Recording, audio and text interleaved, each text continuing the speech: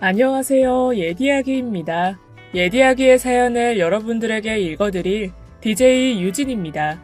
구독과 좋아요는 채널 운영에 큰 힘이 됩니다. 꼭 부탁드리며 저는 여러분들의 댓글도 모두 읽고 있습니다. 댓글도 많은 참여 부탁드릴게요. 그럼 오늘의 사연 시작합니다. 사랑은 아름답고 풍요로운 것이라지만 제 사랑은 항상 어렵고 기구했어요. 늘 쉽지 않고 늘 평탄하지 않았죠. 힘겹게 어려운 난관을 넘어가면 또 다음 관문이 기다리고 있는 것처럼 산을 넘고 또 넘은 굴곡진 제 경험이지만 저에겐 너무 소중하답니다. 전 살면서 정말 딱 2번의 사랑을 해보았어요. 50이라는 적지 않은 나이를 먹고 부끄럽지만 전 남자 경험도 없고 순진하다고 하는 편이 맞을 거예요. 제 첫사랑은 너무 순진해서 왔는지도 모르게 시작됐죠.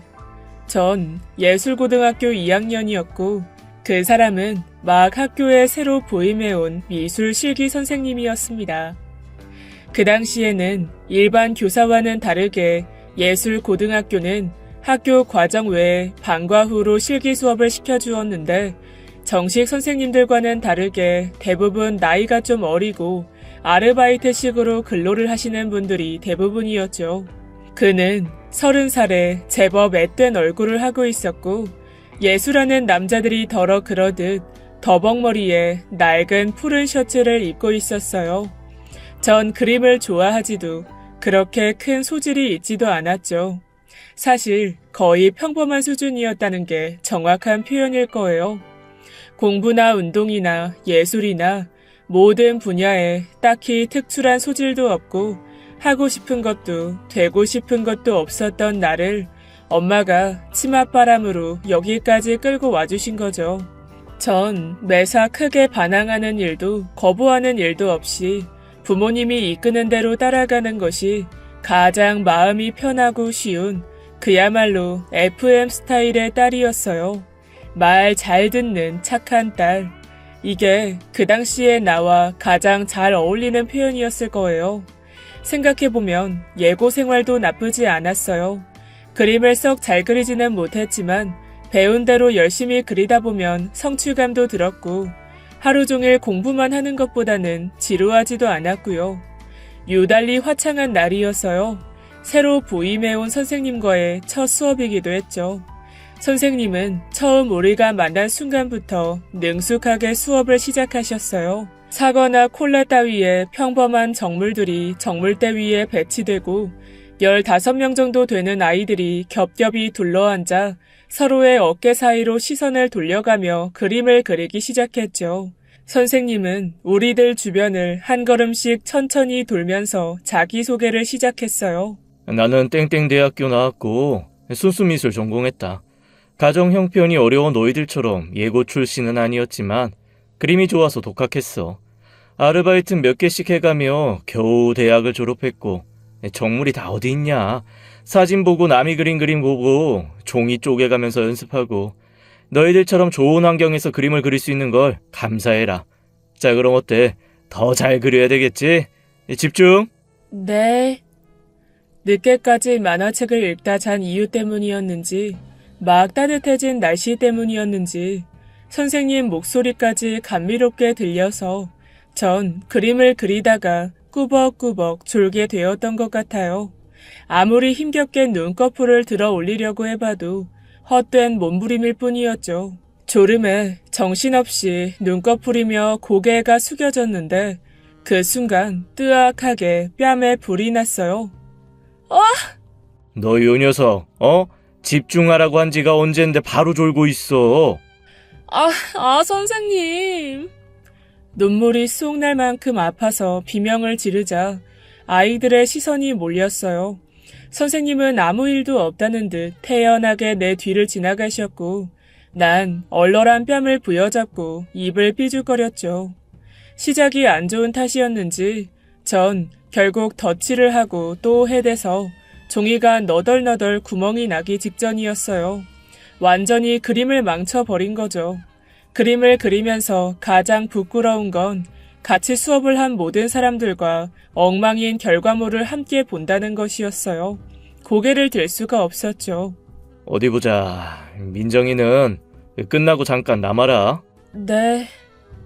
아이들이 교실을 떠나고 선생님과 나, 그리고 엉망이 된 작업물만 남겨져 있는 상황이었어요. 나는 혼이 날까 잔뜩 긴장해 있었죠. 민정아, 너 죄송합니다. 그게 아니라 뺨은 괜찮니? 네? 뺨이요? 혼날 것이라고 예상하고 있었던 나는 순간 무슨 말인지 빨리 이해하지 못하고 되물었어요. 선생님은 쑥스러운 듯 본인의 뺨을 손가락으로 가리키셨죠. 아, 네, 뺨 괜찮아요. 그래, 다행이네. 잠만 깨워줄 생각이었는데 그렇게 아파할 줄 몰랐네. 미안하다. 자, 이거 받아. 선생님은 주머니를 뒤적거리시더니 촌스럽게 그지없는 땅콩 캐러멜 사탕 하나를 꺼내 내 손에 쥐어주셨어요. 감사합니다. 그래, 들어가렴. 그 뒤로 난 정말 이상하게도 그림이 좋아지기 시작했어요. 마치 처음부터 그랬던 것처럼 수업이 끝난 후 실기실로 가는 시간이 너무 기다려졌죠. 그 시간, 그곳에는 언제나 선생님이 계셨고 그의 미소가 있었고 그의 향기가 있었어요. 한 명 한 명 그림을 봐주시다가 내 차례가 오기 직전이 되면 가슴이 설레고 그게 쑥스러워서 더 집중하는 척 열심히 손을 움직이곤 했죠. 내 곁에 와서 낮은 목소리로 설명을 해주시고 가실 때에는 뭐가 그랬는지 기분이 좋아서 저절로 미소가 띄워지기도 했고요. 한 번은 이런 일도 있었어요. 전 생리통이 상당히 심한 편이어서 항상 진통제를 미리 복용하곤 했었는데 늘 가지고 다니던 가방 속 약통이 비어 있었죠. 방과 후 시간이라 양호실도 닫혀 있을 것이고 1시간 정도 뒤면 수업도 마무리될 거라서 조금 참기로 했어요. 그런데 이상하게 점점 몸에 힘이 빠지고 식은땀이 나기 시작하는 거예요. 어렸던 나는 그 상황조차 너무 부끄러워서 티가 나지 않게 온몸에 힘을 주고 참았어요. 근데 고통이 조금씩 심해지고 연필을 들고 있는 것조차 힘들어지는 거예요. 야, 너 괜찮아? 전 대답할 기운조차 없어서 눈을 질끈 감았어요. 순간 눈앞이 핑 돌며 살짝 중심을 잃고 몸이 기울어졌죠. 1, 2초 정도 빈혈처럼 의식을 잃었던 것 같아요. 그런데 바닥을 향해 떨어진 몸이 아프지 않았고 누군가에게 안겨있는 느낌이 나는 거예요. 민정아, 왜 그래? 괜찮니? 선생님이 쓰러지는 나를 받아주신 거였죠. 괜찮냐고 연신 물으시는 선생님은 걱정이 가득한 표정이셨죠. 난 그 순간에도 뭐가 부끄러웠는지 가까이 한 선생님을 마주하기가 쑥스러웠어요. 괜찮아요. 잠깐 제가 앉을게요. 조심해. 괜찮다며 상황을 설명하고 다른 친구에게 약을 받아서 그날은 조금 일찍 조퇴했어요. 근데 집에 가 있는 내내 나를 바라보던 선생님의 얼굴이 눈앞에 아른거리는 거예요. 가슴이 뛰고 머릿속이 온통 선생님 생각뿐이었죠. 다음 날 전 바나나 우유를 준비해서 수업이 끝나기만을 기다렸어요. 아이들이 나가고 난 실기실에 선생님은 혼자 마무리 정리를 하고 계셨죠. 전 조용히 다가가 선생님께 우유를 내밀었어요. 선생님은 나를 보고 조금 놀라시더니 웃으시며 그 자리에서 바로 우유를 드셨습니다. 이제 몸은 괜찮니? 아유, 너 때문에 얼마나 놀랐는지 모른다. 머리를 헝클어뜨리는 선생님의 손길에 나도 모르게 웃음이 났어요. 그날부터 난 암묵적인 청소조였죠. 수업 후 화장실에 들어갔다가 아이들이 다 가고 난 후 다시 실기실로 들어가곤 했어요. 그 시간부터는 나와 선생님 오직 둘만의 시간이었거든요. 선생님은 내게 자신이 살아온 이야기 따위를 해주셨고 마지막은 항상 교훈 정도의 느낌으로 잘 마무리되었지만 내게 중요한 건 그냥 선생님과 함께 있다는 즐거움 그 자체였어요. 그렇게 2학년이 지나고 나는 고등학교 3학년이 되었죠. 새 학년이 올라가 실기 수업도 다른 선생님, 다른 교실로 바뀌었지만 전 여전히 수업이 끝난 후 그 교실로 찾아갔어요. 학년이 바뀌어 이젠 내가 오지 않을 것이라고 생각했던 선생님은 나를 보자마자 늘 보이던 그 미소로 반겨주셨죠. 나는 천진하고 순진한 척 선생님께 매달리고 안겼고 선생님은 곤란한 얼굴로 언제나처럼 입시는 정신력 싸움이라는 둥, 큰 화면을 보며 그림을 만져야 한다는 둥, 어른의 흔한 교훈 따위를 말해주셨어요. 전 선생님께 친구들 사이의 고민이나 입시생의 고충 같은 시시한 문제들을 털어놓았고 선생님은 재미있다는 듯 내 이야기를 잘 들어주셨습니다. 난 무슨 일이라도 생기면 선생님께 제잘거릴 수 있는 이야기거리 하나 더 늘었다는 게 기뻤어요. 선생님을 좋아했던 거예요. 중간고사 시험 성적이 만족스럽게 나오지 못해서 엄마께 꾸중을 들었던 다음 날, 난 선생님을 보자마자 눈물이 터져 나왔어요. 어리광이었죠. 선생님은 우는 나를 달래주시며 여전히 곤란한 얼굴이셨어요. 전 그 곤란해하는 얼굴을 보자 우욱하는 못된 마음이 드는 거예요. 그건 제가 아직 고3의 어린 소녀이고 세상 물정 모르는 순진한 아이였기 때문에 가능했던 것이었죠. 선생님과 나의 삶이라던가 사회적인 규범이라던가 어린 나에게는 그런 것들이 중요하지 않았거든요. 내 마음이 가장 중요하고 큰 무서움 없는 시절의 나이이기에 가능했던 거죠. 나는 울며 선생님의 품에 파고들었습니다. 선생님은 잠시 주춤하시더니 곧 내 등을 두드리시며 괜찮아, 괜찮아 하며 어린 아이 어른을 토닥이셨고 그게 더 나를 화나게 만들었던 것 같아요. 나를 어린 아이로만 보시는 선생님이 싫었어요. 나도 1년만 더 있으면 선생님과 같은 성인인데 그는 나를 한없이 어리게 보는 것만 같았죠. 전 고개를 들어 선생님을 바라봤어요.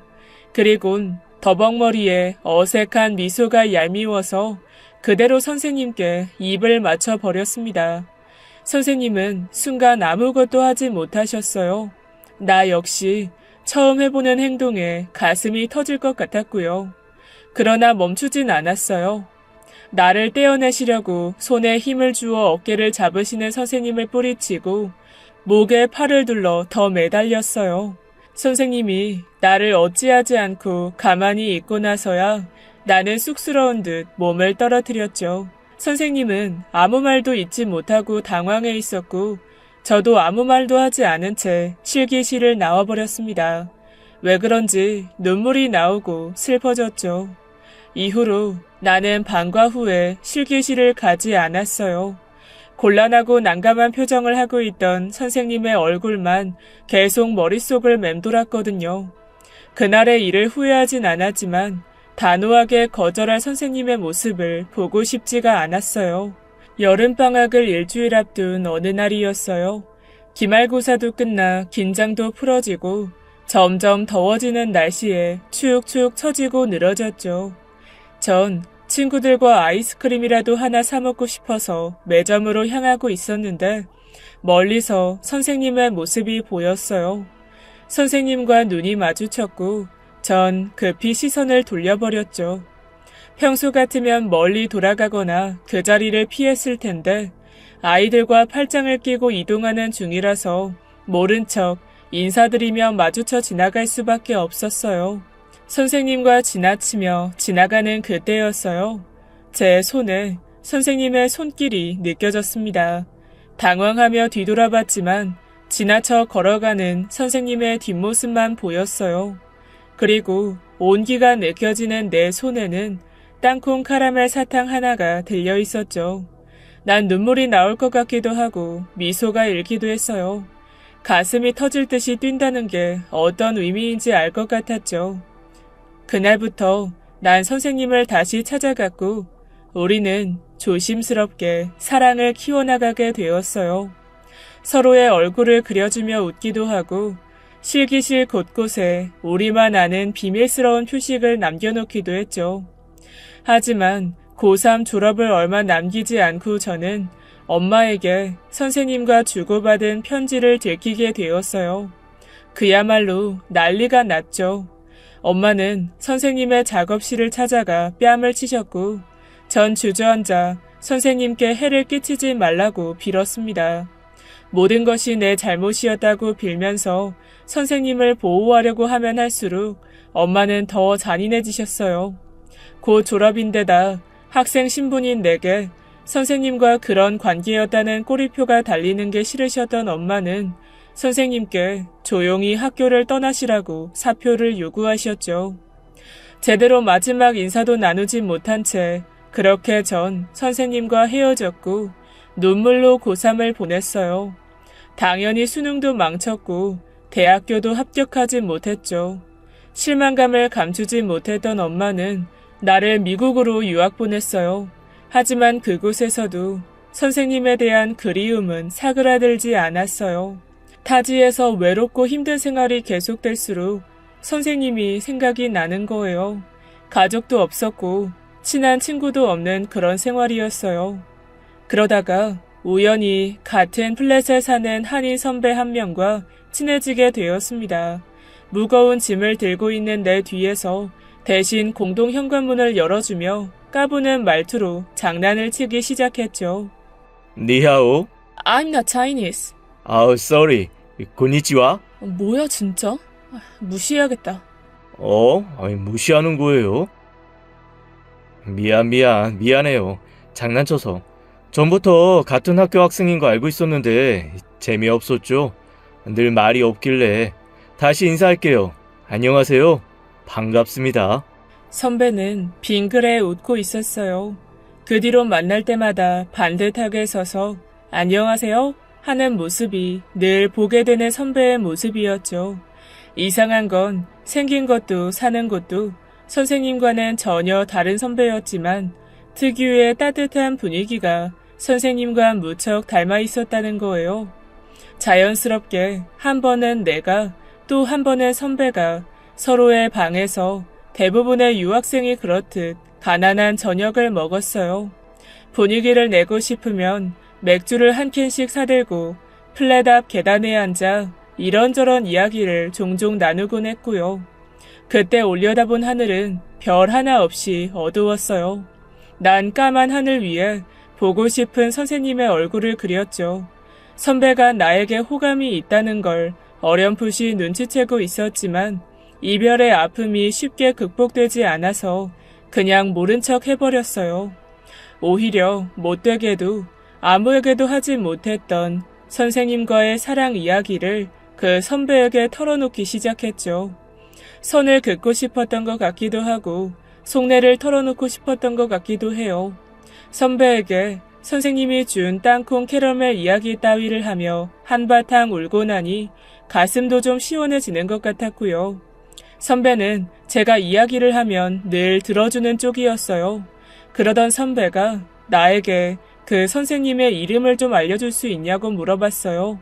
난 혹시라도 선생님에게 피해가 갈까 두려워 망설였지만 질문을 하는 선배의 표정이 심상치 않아 마지못해 대답하게 되었죠. 이름을 들은 선배는 잠시 말을 잇지 못했어요. 세상에 이런 일도 있냐며 몇 번 중얼거리던 선배는 내가 한 이야기가 자기가 아는 사람인 것 같다며 아직도 그가 그립냐고 물었어요. 믿을 수 없게도 선배의 사촌 형이 바로 선생님이었던 거예요.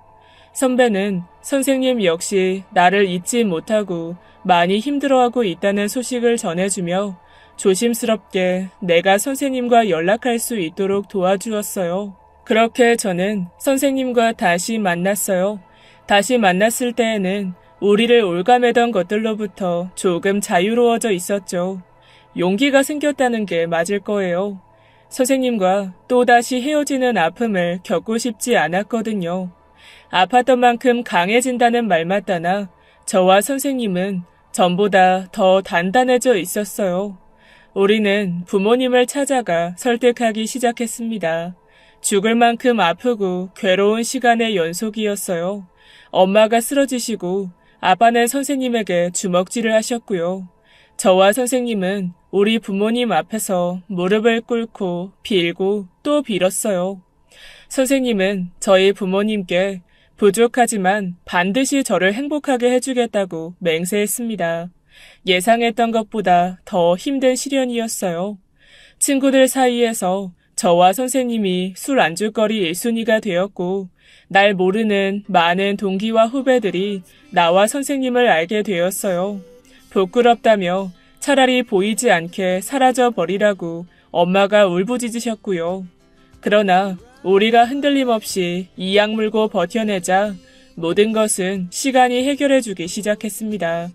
부모님들도 조금씩 포기하시고 인정해 주셨고 나와 선생님은 결국 결혼을 했어요. 힘들었던 만큼 꿈같이 달콤한 결혼이었어요. 선생님은 나를 너무 사랑해 주셨고 나 역시 그랬어요. 우리는 예쁜 아들을 둘이나 낳았고 누구보다 단란한 가정을 이루었죠. 큰 아이는 선생님을 닮았고 둘째는 저를 닮았어요. 가끔 저도 모르게 선생님 하고 남편을 부르면 선생님은 입을 삐죽거리며 틀렸다는 듯 손가락을 내젓곤 했고요. 아침에 눈을 뜨면 선생님이 내 곁에서 자고 있었고 저녁을 차리면 언제나 선생님이 내 맞은편에 앉았어요. 아이들과 깔깔대며 하루를 보내고 밤에는 둘이 영화도 보고요. 전 그 모든 것들이 너무 소중하고 보물 같았어요. 근데 누군가 그랬잖아요. 너무 행복하면 신이 질투를 한다고 말이에요. 큰 아이가 8살이 되던 무렵에 선생님이 갑작스럽게 폐암 판정을 받았습니다. 평생 담배 한 대 안 피던 그에게 폐암이라니 믿을 수가 없었죠. 전 하루하루 무너져 내리기 시작했어요. 아픈 게 본인이면서도 선생님은 무너지는 나를 일으키고 아이들을 바라보며 강하게 서 있었어요. 전 두려웠어요. 선생님 없이 내가 이 두 아이를 키우고 세상을 살아갈 수 있을 리가 없잖아요. 선생님이 내 전부였는데 말이에요. 정말 매일을 울부짖으며 기도했던 것 같아요. 선생님은 그때 어떤 심정이었을까요? 강해져, 민정아. 할 수 있어. 나 못해. 나 못해요. 자신 없어요. 무섭고. 무서워하지 마. 괜찮아. 나봐. 그만 울고. 어? 나 두고 가지 마요. 제발. 할 수 있다고 내가 가고 나서도 너는 행복해야 한다면서 선생님은 매일 나를 격려했어요. 2년, 길지 않은 투병 생활이었습니다. 마지막까지 저에게 사랑을 전하던 선생님은 생애 끝 무렵엔 의식이 없었어요. 전이가 되고 강한 진통제가 투여되었고 뇌까지 암덩어리가 잠식해갔죠. 작별 인사조차 제대로 남기지 못한 채 선생님은 내 곁을 떠났어요. 가족도 친척도 거의 없었던 그였기에 조용히 장례를 치루었고 전 남겨진 두 아이를 부둥켜 안고 멍청하게 주저앉아 있는 것밖에는 할 수 있는 게 없었어요. 내가 입고 있는 검은 상복을 보면서도 선생님이 이 세상 사람이 아니라는 걸 도저히 믿을 수가 없었거든요.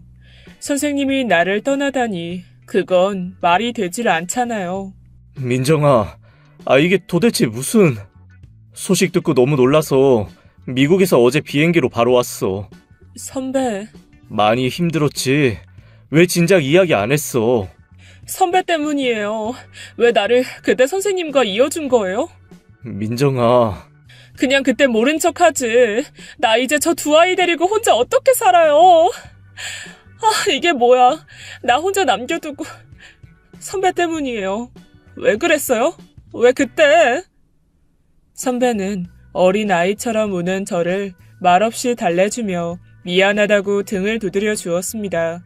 선배에게 안겨있는 동안에도 저를 떠난 선생님 생각이 났어요. 어떻게 지나갔는지 모르게 장례를 치르고 나는 일상으로 돌아왔죠. 하지만 선생님이 없는 일상은 내가 알던 그 일상이 아니었어요. 뭐랄까, 차가운 얼음판 위를 맨발로 걷는 기분이었죠. 다행히 여유가 있었던 친정에서 기대어 넉넉하진 않아도 어찌하든 생계는 해결이 되었지만 나만 바라보는 두 아이를 홀로 등에 지고 세상을 헤쳐나가야 한다는 심리적 부담감이 버티기 힘들었어요.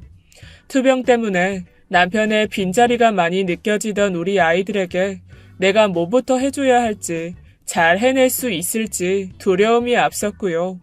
남편을 보내고 돌아온 첫 주말, 제가 걱정이 되었는지 선배가 집에 찾아왔어요.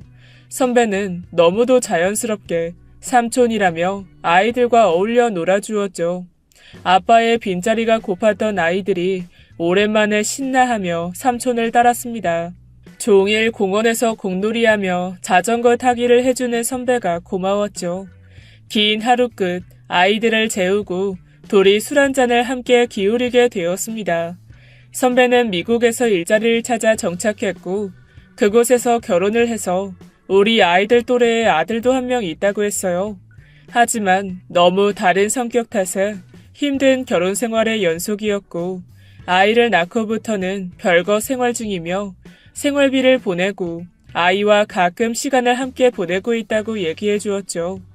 선배가 보여준 아이와 아내의 사진을 보자 오래전 선생님의 편지를 통해 받았던 선배의 결혼식 사진이 떠올랐어요.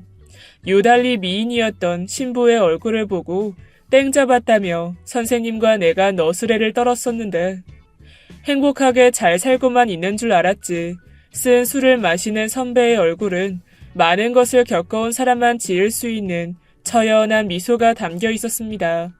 미국에 돌아가기 전까지 2달 정도의 시간이 있다면서 가기 전에 자주 보자고 말하는 선배와 연거푸 술을 마시며 서로 위로의 말로 보듬었어요. 그렇게 선배는 다음 날도 그 다음 날도 슬쩍슬쩍 우리 집에 들렸습니다. 아이들이 노래를 부르는 양념치킨을 사오기도 하고 비닐봉지에 촌스럽게 담긴 귤을 사들고 오기도 했어요. 그러면 안 되는데 아이들과 한바탕 놀고 난 뒤에는 자연스럽게 술 한잔하며 하루를 마무리하는 시간이 기다려지게 되었죠. 전 선생님이 떠난 자리가 너무 아팠고 선배도 가족이 비워진 흔적이 무척 외로웠던 거예요. 모자랐던 퍼즐이 딱 들어맞는 것처럼 하루하루 선배와 나는 가까워지고 있었던 거죠. 전 선생님이 떠나면서 선배를 보내주고 간 건 아닌가 하는 말도 안 되는 핑곗거리를 자꾸만 찾게 되었어요. 선배가 떠날 날이 다가오고 이런 마음이 들면 안 된다는 사회적 규범이 저를 올가매었어요. 선배는 엄연히 가족이었고 가정이 있는 남자잖아요. 그런데 매일 밤 그와 보내는 그 시간이 마치 방과후 선생님을 찾아가던 나의 그 시절처럼 애틋해지기 시작해버린 거예요. 난 두 아이의 엄마에 무능력한 아줌마가 다 되었는데 선배의 눈 속에 나는 여전히 타국에 와서 사랑에 아파하는 고작 20살짜리 소녀였습니다. 나를 이렇게 순수한 눈빛으로 봐줄 사람이 이 사람 말고 또 있을까 하는 의문이 들었어요. 하루는 작은 아이가 학교에서 친구와 싸우고 돌아왔어요. 키도 작고 마른 아이라 같이 싸웠다고는 하지만 자신이 더 많이 맞은 것에 분해서 집에 오자마자 눈물을 펑펑 쏟았죠. 싸운 아이 엄마와 통화를 해보니 평소에 우리 작은 아이가 그 집 아이를 자주 빈정대고 놀렸다고 해요. 화가 나고 속이 상해서 회초리를 들고 방으로 가서 혼을 냈는데 차마 매는 들지도 못하고 엄한 바닥만 팍팍 쳐대면서 윽박을 질렀죠. 어린 것이 아빠도 정도 없이 큰 게 안쓰럽고 아려서 혼을 낼 때마다 가슴을 손톱으로 긁는 것 같았어요. 친구한테 왜 자꾸 빈정대고 놀리고 그래? 어? 몰라. 똑바로 얘기 안 해? 어? 너 엄마가 그러면 된다고 했어, 안 했어? 엄마는 아무것도 모르면서. 말 대꾸하지 자꾸. 걔는 잘난 척쟁이야. 맨날 자기 아빠가 뭐 사줬다, 어디 데려갔다 하면서 자랑만 하잖아, 얄밉게. 싸운 아이는 입학식 때도 엄마보다 아빠가 더 나서서 아이를 챙기고 담임 선생님께 질문을 하고 했던 장면이 떠올랐어요. 순간 나는 차마 못 들었던 회초리질을 사정없이 해댔습니다. 그리곤 잘못했다며 싹싹 비는 아이를 부둥켜 안고 미안하다며 나도 울어버리고 말았어요. 강하지 못한 엄마라서, 형편없이 약한 엄마라서 미안했어요. 늦은 저녁 찾아온 선배가 퉁퉁 부은 내 얼굴과 아이 얼굴을 보고서는 무슨 일이 있느냐 상황을 물었고, 작은 아이는 삼촌 삼촌 하며 쪼르르 자기 친구를 일러바치기 시작했어요. 뭐라고? 그런 애가 있단 말이야? 삼촌 진짜야. 진짜 얄밉지? 야, 진짜. 그래도 참 잘했네. 기특하다, 우리 조카. 히히. 근데 너 그거 알아? 걔는 나처럼 야구 잘하고 자전거 잘 타는 삼촌 없을 거야. 맞아. 그건 그럴걸? 이렇게 하자. 앞으로 걔를 너그럽게 이해해줘. 대신 삼촌이 다음 주에 캠핑 데려갈게. 진짜 텐트 치고. 우와, 캠핑? 진짜? 삼촌이랑 다음 주에 캠핑을 가자는 약속을 몇 번씩이나 받아내고 신이 난 작은 아이는 혼이 난 건 까맣게 잊어버린 채 콧노래를 흥얼거리며 잠자리에 들었어요. 선배는 지친 내 어깨를 두드리며 넌 괜찮냐고 물었어요. 선배의 물음을 듣자마자 왜 그런지 이번에는 내가 울음보가 터지고 말았습니다. 그는 말없이 내 등을 두드려 주었어요. 선배는 선생님과 정말 많이 닮아 있었습니다. 아이들과 함께 간 캠핑은 시작부터 왁자지껄 난리였어요. 아이들은 태어나서 처음 가보는 캠핑에 한껏 들떠 있었고, 삼겹살에 새우에 장보기부터 짐 싸기까지 선배 역시 함께였죠. 서울 근교의 멀지 않은 캠핑장을 찾아가서 간이 텐트를 치고 여기저기서 빌려왔다며 선배가 의자와 테이블을 펴놓고 나니 제법 그럴싸했어요. 아이들과 고기를 굽고 라면을 끓이고 사진을 찍고 하루가 눈 깜짝할 새에 흘러갔죠. 놀다 지친 아이들이 잠들고 그 옆에서 맥주 한 캔씩을 마시는 머리 위로는 오래전 미국에서와는 다르게 빛나는 별이 가득했어요. 별을 안주 삼아 이런저런 이야기를 나누자 텐트 안에서 아이들의 코 고는 소리가 들려왔어요. 아름다운 날이었죠. 난 조용히 선배에게 기대었고 선배는 말없이 나에게 다가왔습니다. 스치듯이 짧은 입맞춤이었죠. 나는 선배가, 선배는 내가 너무 절실히 필요했어요. 그날 이후로 우리는 종종 손을 잡았어요. 아무도 없는 공원을 거닐 때면 조심스럽게 팔짱을 끼기도 했죠. 시장도 보고 세차도 하고 정처 없이 거리 위를 걸으며 이어폰을 나눠 끼고 음악을 듣기도 했어요. 문득 바다가 너무 보고 싶어서 아무 생각 없이 파도 소리가 들으면 좋겠다고 푸념을 하자 선배가 갑자기 내 손목을 잡아 끌며 자동차 쪽으로 걷기 시작했어요. 우리는 즉흥적으로 인천으로 향했습니다. 가는 내내 뭐가 그렇게 신이 났는지 별거 아닌 행동에도 웃음이 터졌어요. 정말 오랜만에 느껴보는 즐거움이라는 감정이었어요. 매 순간 그가 곧 나를 떠날 것이라는 두려움 때문에 웃고 있지만 눈물이 났어요. 전 애써 슬픔을 묻어두고 태연한 척 온전히 그 시간을 만끽하고 싶었습니다. 조금만 더 마음속으로 몇 번씩 그 말을 되풀이했는지 몰라요. 그때였어요. 선배의 핸드폰이 울린 거예요. 선배의 표정이 굳어지며 전화를 받지 않고 넘겼어요. 그러자 또다시 전화벨이 울렸죠. 난감해하는 그를 바라보며 나는 전화를 받으라고 손짓했어요. 선배는 통화 음량을 빠르게 낮추며 전화를 받았지만 상대 쪽에서 워낙 큰 소리로 이야기하는 바람에 본의 아니게 그의 전화를 엿듣게 되었습니다. 장난해? 뭐가? 생활비 안 보냈잖아. 미안해. 한국도 갑자기 나오고 너무 정신이 없었어. 당신이 할 수 있는 게 돈 보내는 것 말고 또 뭐가 있어? 이것도 똑바로 못해? 네가 원해서 이러고 있는 거 아니었나? 안 보냈으면 사과부터 해야지. 무슨 말이 그렇게 많아? 미안하다고 했잖아. 못 들었는데? 그리고 미안하다는 사람 태도가. 생활비 보낼게.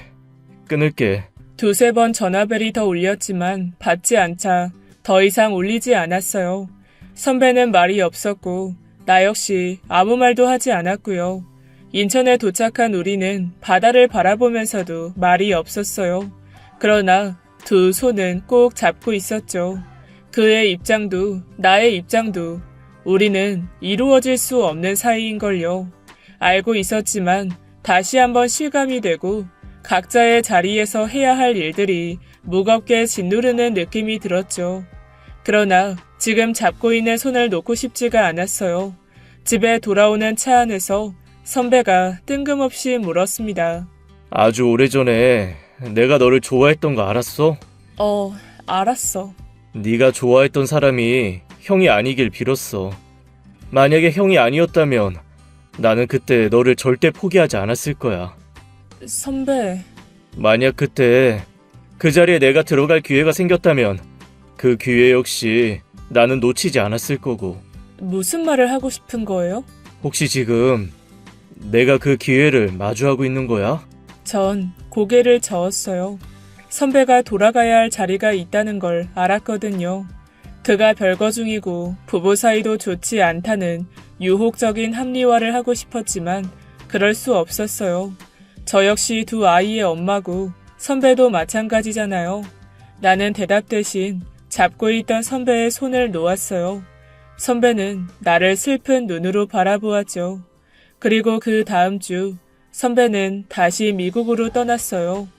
떠나기 전에 집에 들려 아이들에게 야구 글러브와 공을 선물로 사가지고 와서는 삼촌을 다시 만날 때까지 캐치볼 연습을 꾸준히 해놔야 한다고 신신당부했죠. 두 아이들에게 커브볼 따위의 숙제를 하나를 안겨주고 저에게는 가벼운 눈인사만 남긴 채 그는 뒤돌아 가버렸습니다. 전 며칠을 고민하다가 선배가 비행기를 타기 전 짧은 메시지를 하나 남겼어요. 조심히 들어가요. 나 강해질 거예요. 나를 믿고 사랑해주는 사람들이 있어서 나는 꼭 그래야만 해요. 내가 강해질 수 있게 도와주어서 고마워요. 선배는 나에게 선물 같은 사람이었어요. 답장을 기대했던 건 아니었지만 한편으로는 기대하고 있었던 것 같기도 해요. 그러나 선배에게서는 아무런 답장도 도착했다는 소식도 들려오지 않았어요. 아이들은 언젠간 돌아올 삼촌과의 약속을 지키려고 둘이서 열심히 캐치볼을 연습했습니다. 아이들이 웃고 떠드는 소리를 연료 삼아서 나는 조금씩 스스로 일어서는 노력을 했어요. 선생님의 그리고 선배의 빈자리를 시간으로 또 익숙함으로 메꿔가며 혼자의 힘으로 단단해져 갔어요. 아이들은 빠르게 자라났고 야속하게도 선배에게서는 여전히 아무런 연락조차 없었고요. 오랜 시간이 지났는데도 마치 모든 것이 어제의 일처럼 생생했어요. 전 중간에 몇 명의 남자를 소개받았는데 좋은 사람들이었음에도 마음을 줄 수가 없었어요.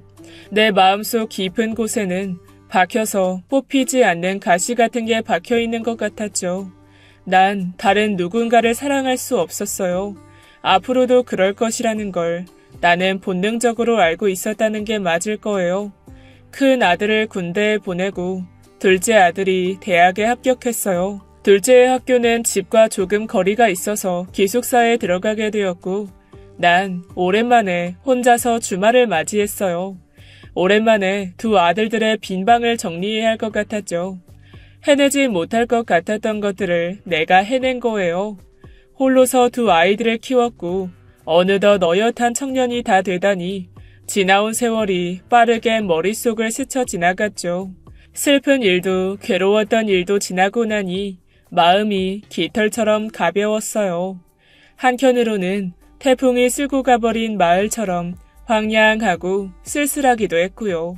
그 작은 마을에 싹이 나고 풀이 자라고 무성해져서 사람들이 모이고 꽃이 피기에는 난 너무 늙고 지친 것 같았습니다. 아이들의 서랍 한켠에는 삼촌이 예전에 선물해 주셨던 글로브가 들어있어요.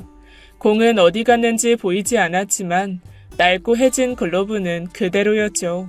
전 애써 모른 척 서랍을 닫아버렸어요. 예쁜 채로 그렇게 끝나버려서 다행이지 뭐예요. 세상을 해치고 풍파를 막아서서 이룬 선생님과의 사랑이 너무 아프게 끝나버렸던 것처럼 선배와의 사랑도 결국은 축복받지 못할 것이었잖아요. 다행이다. 스스로를 위로하면서도 가슴이 너무 아팠어요. 혼자 잠이 들고 빈집에서 홀로 깨는 게 익숙해질 때쯤 집에 초인종이 울렸습니다. 가끔 주말마다 찾아오는 둘째 녀석은 비밀번호를 알고 있었고 큰아이가 갑작스런 휴가를 나왔나 생각했죠. 그런데 인터폰에 비친 얼굴은 내가 잘 아는 얼굴이었어요. 선배? 가슴이 미친 것처럼 뛰기 시작했어요. 멍하니 넋을 놓고 있자 한 번 더 초인종이 울렸고 그제야 나는 서둘러 문을 열었어요. 현관 앞에 선배를 보자 무슨 말을 해야 할지 먹먹했어요. 안녕. 오랜만이야. 전 아무 말도 못하고 고개만 끄덕였고 선배는 들어가도 되냐며 쭈뼛거렸어요. 오랜만에 본 선배는 조금 마르고 조금 늙어 있었죠. 하지만 여전히 내가 좋아하는 미소는 그대로였어요. 눈물이 다 말랐다고 생각했는데 주책맞게도 주륵주륵 멈추지 않고 쏟아지는 거예요. 선배는 그런 나를 오랫동안 안아주었어요.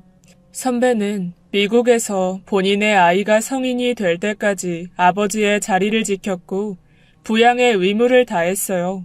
오랜 결별을 이혼 사유로 올케와도 잘 이혼을 마무리 지었고 스스로에게 반성과 자책의 시간을 벌로 주었다고 해요. 어찌되었든 그는 그 당시 나를 사랑을 했고 그 마음을 되돌아볼 시간이 필요했다고 말이에요. 오래 기다리게 해서 미안해. 네 곁에 누군가 있을 거라고 생각을 했었어. 불안하고 슬펐지만 인연이라는 게 있다면 다시 만날 수 있을 거라고 믿었다. 네가 많이 보고 싶었어. 선배. 많이 힘들었지? 미안해. 울먹이는 내게 선배는 비닐봉투를 하나 내밀었고 그 안에는 그 촌스럽기 그지없는 땅콩 캐러멜이 가득 들어있었어요. 형이 미안할 때 하나씩 주었던 그 사탕 너무 오래 기다리게 해서 하나 가지고는 안 되겠더라고. 장난스럽게 이야기했지만 선배의 눈에도 눈물이 가득했죠. 전 선배와 두 번째 사랑을 시작했어요.